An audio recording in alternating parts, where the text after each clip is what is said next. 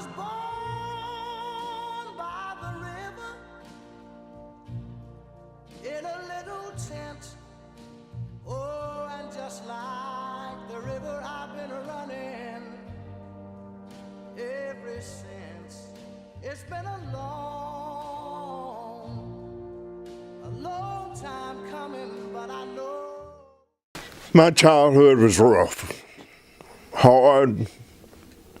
We had nothing. We lived on the farm.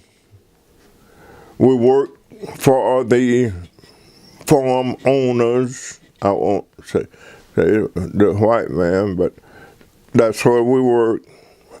I started working when I was a child. I lived with my grandparents, and that's all they knew was working, working, working. I started working in the field when I was 4 or 5 years old. My granddad would take me in the field, and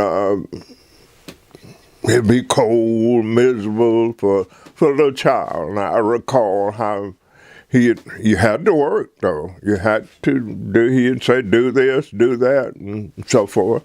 I guess when I became about 6 years old, 7 years old, I was in the field plowing with animal mules and stuff like that, you understand? And you had to work.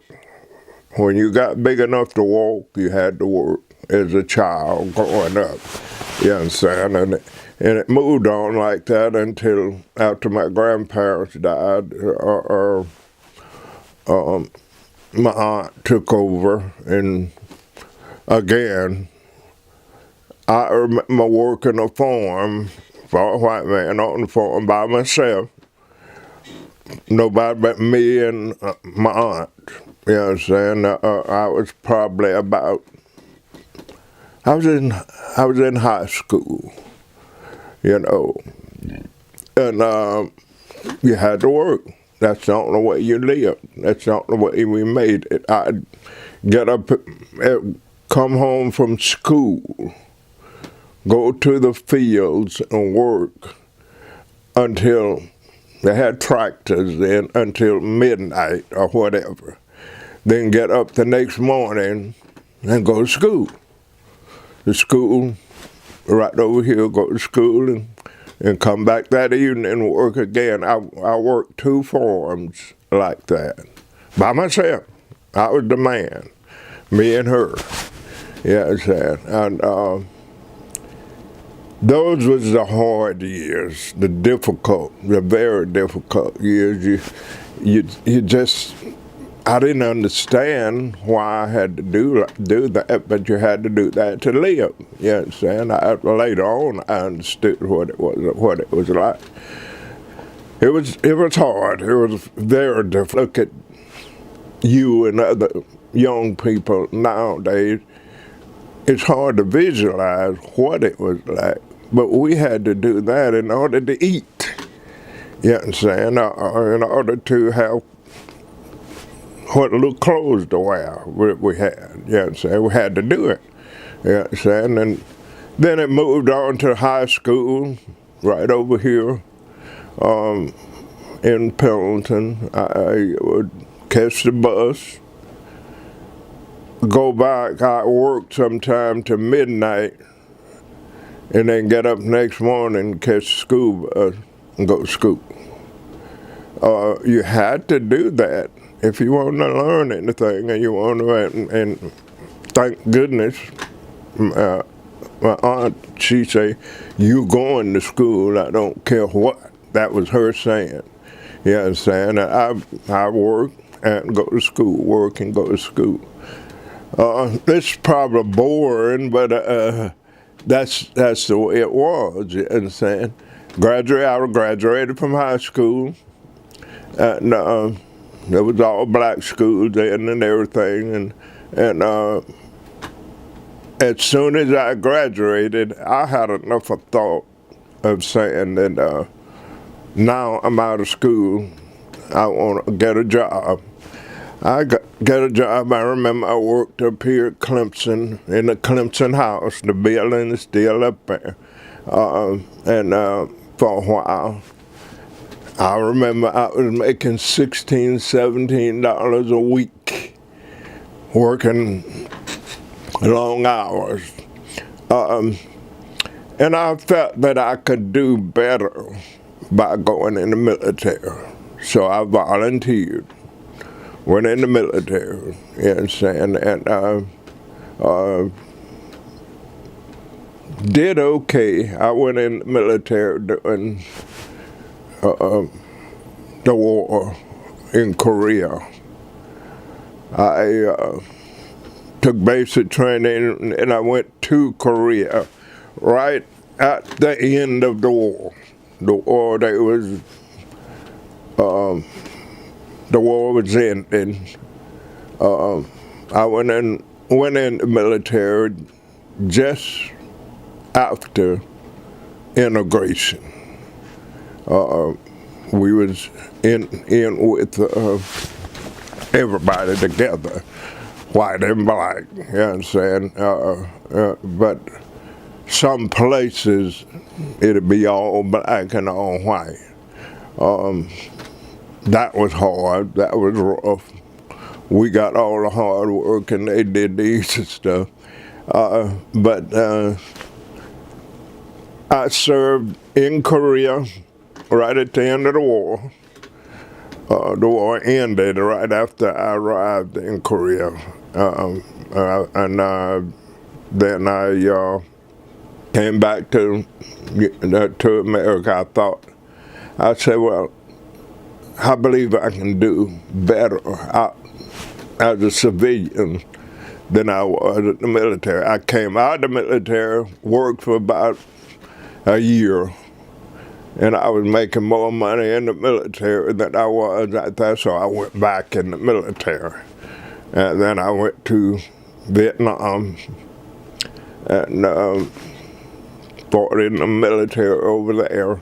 After that, I did well. I was promoted, and I reached the highest enlisted grade that you can go to. That made me feel good. Not the highest, next to the highest. I was a first sergeant, and I did well there. Simply by working hard and sacrificing and doing, and that's what I feel that a lot of you young people don't have to do. You don't have to make those sacrifices. You can jump over them and move on up, and that's the privilege of we paved the way, and just like my parents and grandparents paved the way for us, and it was great. But I enjoyed the military many times. I thought I did well to be a country southern black boy, to go there and end up supervising and controlling a lot of people. I remember a time that I might have had under my control. I might have had 200 and 300 people, and that was a lot for me, because I never had to tell people what to do, when to do it, and how, and so forth. Went to Korea, I think maybe 2-3 months. The war was over there, which the fight was stopped. The shooting was stopped, I say it like that. But yet and still, it was very hard.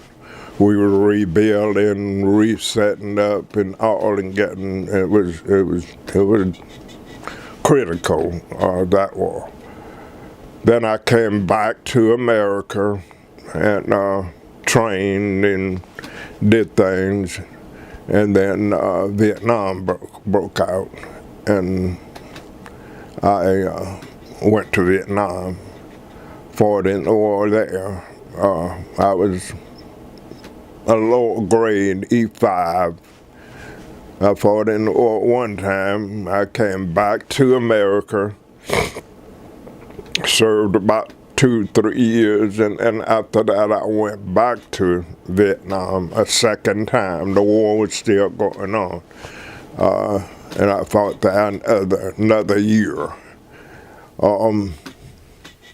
It was hard, rough, frightening.